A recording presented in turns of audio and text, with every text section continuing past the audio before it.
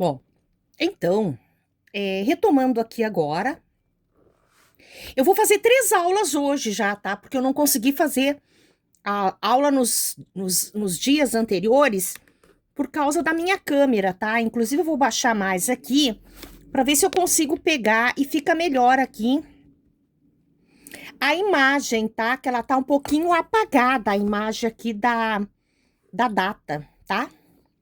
Muito bem, então assim. Analisando e aproveitando a leitura desse autor aqui, do Jean Michel, então eu iniciei a leitura, tá? O início do texto da introdução, não, foi o capítulo 1, tá? Que eu iniciei aqui. Então eu iniciei introdução à análise textual do discurso. Recomeçar de Saussure e de Benveniste, tá? Então eu realizei uma análise ali. Vou retomar aqui o texto aqui, tá? Resolvi pegar o livro mesmo, tá? Porque o Xerox ali tava me dando alguns probleminhas ali, tá? Bem, então, essa citação aqui, então, do Benveniste, tá? Entra depois aqui, entra o Saussure. A linguística discursiva de Ferdinand de Saussure. Apesar de Saussure ter colocado a língua no centro do seu programa, ele também se questionou sobre o que separa a língua propriamente dita do discursivo. Ele fala, aliás, de linguagem discursiva. Saussure, 2002, página 95. Assim como de fala, e estabelece uma separação aparentemente muito.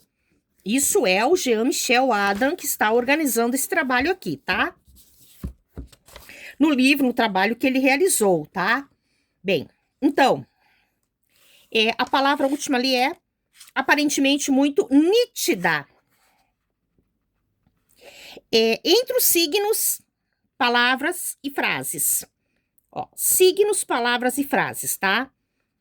A frase só existe na fala, na língua discursiva, enquanto a palavra é uma unidade que vive fora do discurso, no tesouro mental. Esse foi o pensamento de Saussure. Um pensamento muito dinâmico e importante para iniciar todo esse trabalho aqui, tá?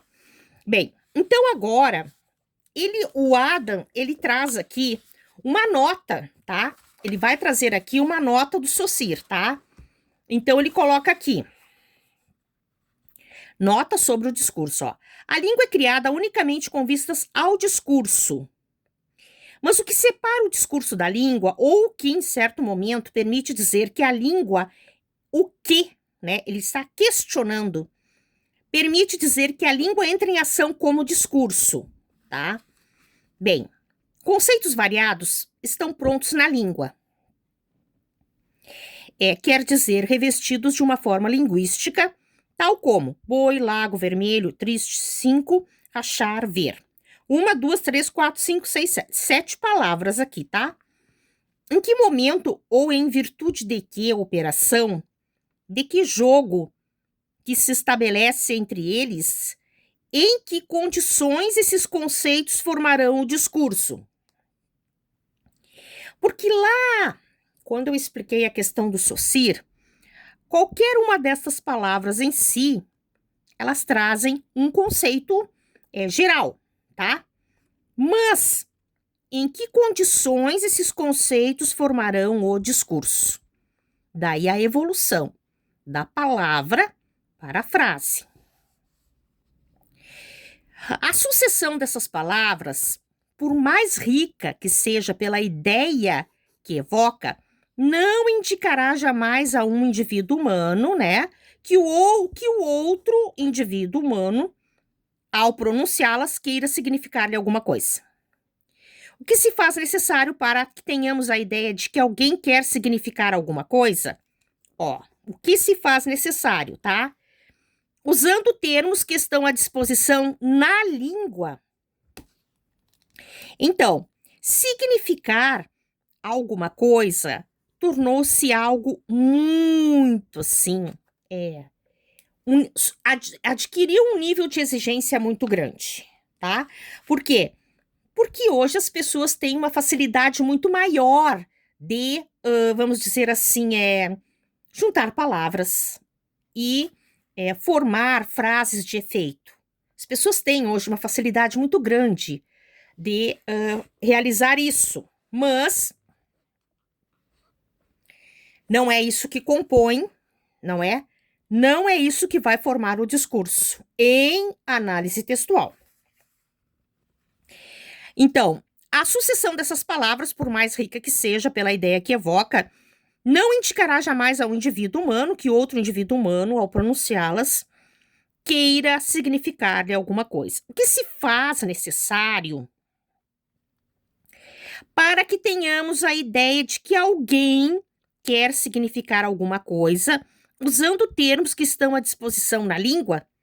É a mesma pergunta que fazemos para saber o que significa o discurso, tá? E a resposta é simples. Ó, essa nota aqui é de Saussure, tá? Que o Jean Michel traz isso no livro dele. Ó, o Saussure, o que ele responde? O discurso consiste, ainda de que forma rudimentar, e por vias que ignoramos, em afirmar um elo entre dois conceitos que se apresentam revestidos de forma linguística, ao passo que a língua apresenta previamente apenas conceitos isolados, que expressam, ou esperam, melhor dizendo, ser postos em relação entre eles para que exista significação de pensamento. Então, o pensamento, ele evoluiu, ou melhor, não é? O pensamento, ele traz algumas novas informações, tá?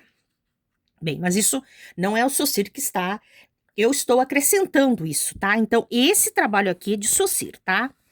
Bem, e esse trabalho aqui, essa nota, ela encontra-se em um caderno escolar sem título, depositado na Biblioteca Pública e Universitária de Genebra, tá? Foi citada pela primeira vez pelo Jean Starobinski, tá? E depois de todas essas colocações, eles acrescentam aqui, tá? Aqui, ó, o número 43 dos cadernos do Ferdinand de Saussure, e ela foi comentada pelo Hermann Paré, Gerard Bessons e o próprio Jean-Michel Adam, tá? Então, sim, porque o Saussure, nós sabemos que o Saussure deixou muitas coisas escritas, não é? Nos seus cadernos que foram organizados depois o conteúdo do que ele deixou escrito, tá? Essa página de Saussure lembra, em certos aspectos, um texto que ele não poderia ignorar. Por exemplo, tá? Bom, agora eu estou me estendendo um pouquinho aqui, eu vou dividir o vídeo depois, tá? No diálogo, o sofista, tá? De Platão, o estrangeiro explica a Teeteto que nomes pronunciados isoladamente, um após os outros, e verbos enunciados separadamente dos nomes, como a série, né? Anda, corre, dorme. São incapazes de produzir um discurso, tá? Da mesma maneira, quando se diz leão, veado, cavalo, isto é, os nomes dos agentes de ações. Bom, aqui eu vou fazer uma questão aqui que é assim. Ele traz essa questão aqui dos verbos enunciados separadamente dos nomes, como a série. Anda, corre, dorme. São incapazes de produzir um discurso. Parece uma correlação que se faz com o homem não nasceu para comer, beber e dormir. Tá? Não é os dois verbos aqui, anda, corre, são verbos que designam ação, mas parece-me que dá uma correlação com o homem não nasceu apenas para comer, beber e dormir, né? Tá? Bem, dando uma continuidade aqui, eu vou deixar, ele vai completar aqui 10 minutos, tá? Eu não vou cortar o vídeo, não. Eu vou deixar assim, porque senão Platão faz dizer ao estrangeiro. Bom, Aqui, eu só quero fazer o seguinte, eu quero chegar em outros textos que eu preciso chegar, que não é esse aqui, tá? Eu preciso chegar lá no Foucault, onde é que está Foucault, para poder trazer a contribuição de Foucault aqui, que o Jean-Michel, tá? Ele traz aqui lugar da linguística textual na análise de discursos, tá? Então, ele traz uma contribuição de Foucault, que é um filósofo, né?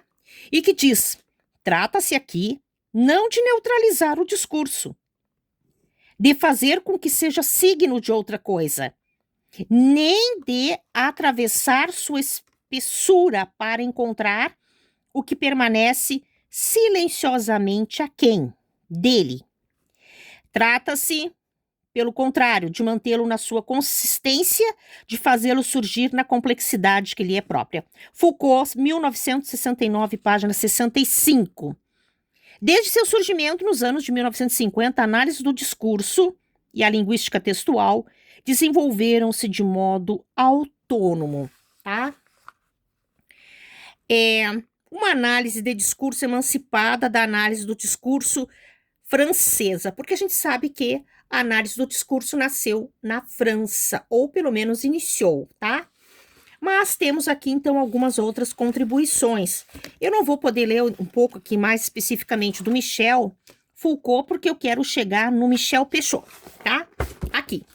Olha como é rico esse autor, tá? Ele é muito rico porque ele traz todos os autores e ele faz um comentário belíssimo, porque não há como. Nós estamos no início do século XXI e não há como nós realizarmos um estudo sem aproveitarmos o que houve antes, tá? Ó, antes, tá? Agora nós estamos no século XXI. Mas tem coisas que vieram antes, tá? E que são muito importantes. Bem, então assim, o que eu estou fazendo? Bem, eu estou lendo aqui algumas contribuições desse autor, tá? Do próprio Jean Adam, tá? E eu quero trazer esta parte aqui. É que ali eu tiro dali, né? Mas eu acho que não, eu vou indo aqui. Gênero de discurso, língua e formações sociodiscursivas, tá? Sim, esse trabalho aqui, ele está sendo realizado. Essa parte aqui está sendo realizada hoje, dia 23/05 de 2026, pelo meu canal aqui, tá? @martaeaulamv.estudo, tá? Então, nós estamos estudando aqui a contribuição, tá? A contribuição, muito importante essa contribuição aqui, do Michel Peixot. Então, assim, eu fiz um trabalho, eu apresentei um trabalho. Aliás, eu apresentei uma proposta de trabalho, né? Eu apresentei uma proposta de trabalho. Por que eu escolhi esse autor aqui, o Jean-Michel, para poder falar algumas coisas? Claro.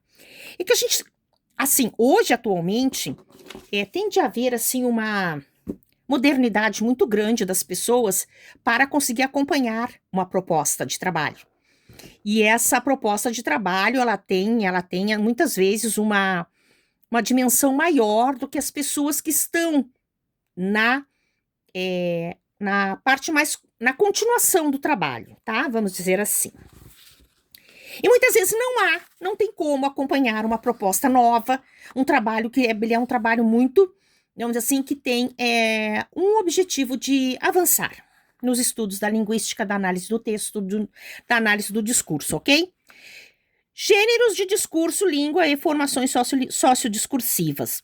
A noção imprecisa de formação discursiva que Michel Foucault desenvolve no capítulo 2 de la Archaeologie du Savoir, né?